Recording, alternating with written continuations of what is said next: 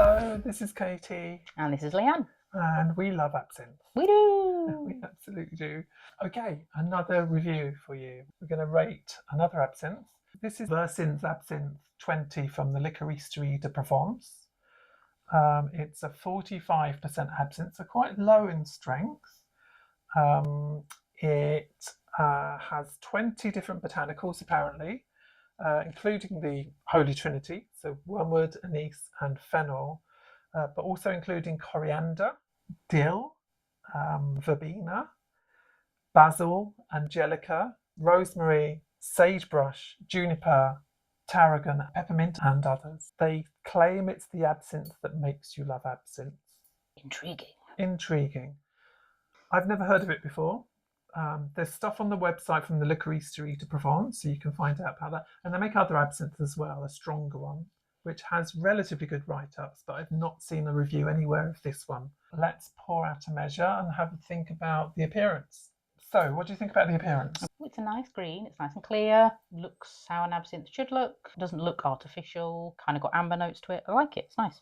When you make a fresh proper pesto with basil and the oil at the end, it's that colour. So as far as rating goes, I would probably give it a 3. I think it's a touch too dark in colour, that kind of almost olivey green.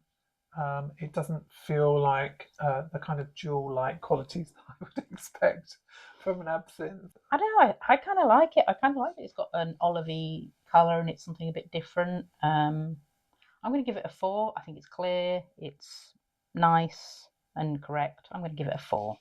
Okay, so next one up is the Louche. So yeah, let's see what it does. Okay, so we are louched up. Considering how dark the absinthe started off, it's louched beautifully, louched really quickly. It's a beautiful green amber colour. It's nice and opalescent. It's not opaque. The light still goes through it. I think it's a really lovely louche. I'm going to give it a 4. 4, okay. Yeah. I think it's great. It loosed very quickly. There's lovely colours in there. There is a blue tinge at the top and it goes to amber and green. Definitely a 4. Correct, attractive, opalescent. It's a 4. Fabulous. Aroma then. When we opened the bottle, you could smell it. Yeah. As soon as the cork popped, out came the waft. As it was louching, it was wonderful. It really, suddenly, your nostrils filled with the smell of it, and it smelled right. It smelled like an absinthe. Yeah, it was exciting in that way that absinthe should be. Once it's all louched, it has a wonderful aroma. It's very fresh, very green. Lots of green things, basil and dill. I got chocolate pepperminty smells. Yeah, it's really tempting. You want to drink it, definitely. Yeah, absolutely. It definitely has a citrus. The dill really comes through along with the anise. It's not just quite kind of anise, fennel, wormwood heavy. There is definitely other things going on. It's a solid 4. It's correct, alluring, intriguing, all the stuff. Yeah, good job. Yeah, it's 4 definitely. It's not distinctive and expansive in the way that a 5 would be, but it's certainly interesting. It's in the upper end of the 4s, I think. Ooh.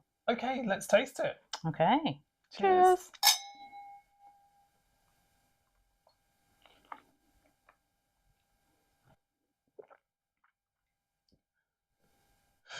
Okay. Yeah, this is where I've tasted this before, and this is where it falls a bit flat for me. There is nothing flat about that. It's very herbal. It is herbal. I feel like if Jaeger made absinthe. Incredibly bitter. It's very bitter. I find it bitter, and I have sugar, and Leanne doesn't. So maybe can I try yours? Oh, ugh. It's like that aftertaste. Yeah. Oh my god, that goes on. I know. So what flavours do we get? Sin, sadness, misery, depression. It suggests to me that it's not distilled absinthe. Well, it's macerated. The wormwood that gives it the bitterness, you're just left with the flavour, not this bitterness. So if you have an excessively bitter absinthe, then it means that it's not distilled well, or it's just a macerate. It doesn't taste like it smells. It's kind of, a bit of a letdown, really. It really is a letdown, I'm sorry to say. I feel up front, I can drink it. At the top, It's there's a lot of anise and wormwood, but then as it goes on, it just kind of gets bitter and sadder. There's a freshness as well. So there's mint, definitely. There's tons of stuff in this, and they're not there for me. Something's not quite right, and you're promising the absinthe that makes you love absinthe. It is not. So how are we going to mark this? In order to get a 3 or above, it's got to be at least appropriate in flavour for absinthe. It has appropriate notes. It's flawed. I wouldn't say highly flawed. And I just feel like that's not, it's just a bit wrong. It's just not very pleasant. Yeah, I think I'm going to give it a 2.5. It's not a drink that I'm enjoying, and I do really enjoy absinthe. We love absinthe. We do! It's 1.5 from me, I'm afraid. Okay. Yeah. We are on the finish. What are our thoughts? And I find the bitterness just too much. I have mine with sugar, so I will rate mine because I have all of mine with sugar. I think because it leaves such a horrible taste in my mouth, I want to get rid of that taste. So I'm drinking another sip, but then the bitterness comes back. So you end up drinking quite a lot of it just because you want to get rid of the taste. Yeah, 2 at best. So I'm going 1.5. Okay, so overall impressions, quite a journey from opening the bottle. I mean, it's an absinthe in that it behaves like an absinthe until you taste it. Yeah. But I just don't get an enjoyable experience with it. I wouldn't choose to drink it. It might be something that's helpful to add to a cocktail. Maybe like an absinthe mojito or something with kind of lime and mint. I feel like that would probably be quite nice. It's a nice bottle, really lovely aroma. Louche is beautiful, good clear colour, so lots of good things. Just it tastes mangy. I'm going to say it's barely acceptable, so it's a 2 from me. Okay. I feel really conflicted because everything up until that point, it's really enjoyable, and it really just does fall down on what it tastes like. I'll give it a 2.5, but yeah, it tastes loppy. Loppy. Well, it's time to add up the scores. Yeah. And see what we give to Absinthe Versinthe 20. Okay. See you in a minute. Okay, so the scores are in. Out of 100, remember that's what we score it on. Leanne gave it 54, so a low score, yeah. Katie gave it 64. I did. Yeah, and I feel like I'm regretting my life choices a bit, if I'm honest. average? So our average was 59 out of 100, which that's okay. And the flavour and finish on this is quite shocking. Yeah, a lot of the points on this are up with the Louche and its appearance and things like that. So I feel the 59 is very unbalanced. If you're expecting a really high quality absinthe, I would say no. So thanks for watching. Thank you. I hope you enjoyed that. And we're going to finish our drink, so cheers. Wish us luck. Bye. Okay, welcome back if you've stayed on the YouTube version of this episode. We thought, given the kind of weirdness with the score for this Versinthe Absinthe 20 tasting, we thought we'd talk a bit about the scoring system. So I found the scoring system on the Wormwood Society website. And I've I don't think I've changed it. I've summarized each of the scoring for each of the categories.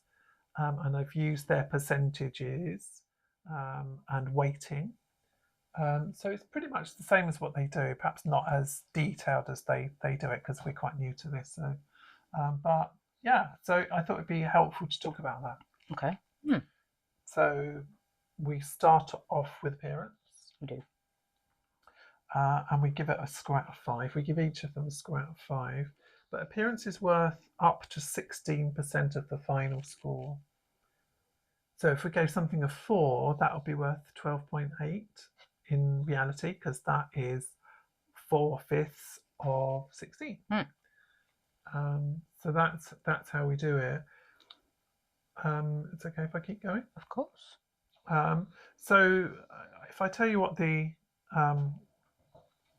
each of the categories are worth, and you can understand how this may have happened. So appearance is worth 16 maximum. Louche is worth 16 maximum. Aroma is worth 18 maximum. And with this one, we gave good marks for appearance, Louche, and aroma. We did. and that is what, 32, 40. That's 50% already. So if we're giving it a good mark, it's got a good star, hasn't it, for those three? And then we have flavour and mouthfeel, which is worth up to 20, and finish is only worth up to 10. But that's where it didn't do so well. Yeah. So, and then finally, overall impressions is also worth 20. So that kind of subjective assessment of what we're tasting, how we feel about it, is worth quite a lot as well. Yeah. So they're also worth 50 together. Yeah. And I think when you get something that looks great, louches great, it smells great, but fails when you taste it, it feels a bit unfortunate that that then pushes the grade or mark higher.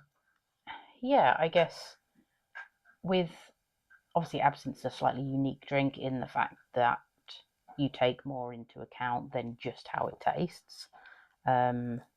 Like a rum and coke, or just a rum, you just mainly it'd be kind of how it tastes and things like that. Whereas obviously absinthe, we do incorporate other things because that's what we love about it. It's exciting, and those things can change as well. That's also what's so great about it. It can smell one way out the bottle. Put water in it, it can smell slightly different, and then it can taste completely different at the start and the finish. So it goes on this complete journey. So I get why those things are important. But ultimately, you're not going to sit and look at a very nice loose glass of absinthe all night. You want to drink it, and if it tastes like something that you don't want to drink, then you're not going to just sit and go, oh well, it smells nice and looks great, so I'll just sit and loose it and then tip it down the sink. So maybe it does, fall down slightly, but maybe it's just a really weird absinthe, because who would have guessed that something that looked as nice, smelled as nice, had such a really good quality louche for it, quite a low alcohol absinthe, would have that flavour that it did. I've looked online for reviews of this absinthe. I can't find it. I've found reviews of Versinthe, another type of Versinthe absinthe, which has a stronger alcohol content, and it gets pretty good reviews. Or I don't think there's many reviews, but the comments that I've found about it are favourable. So it must be better than this, surely. I suppose the other thing that could be happening here is that we've only tried one type of absinthe, and actually this is the proper absinthe. How would that blow your mind?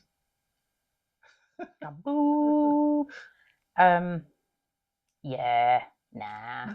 I think when the ones that we've tried, the Vieux Pontalier, the Devil's Botany, the ones that are based off the traditional recipe, the Pernod with a T, not a D.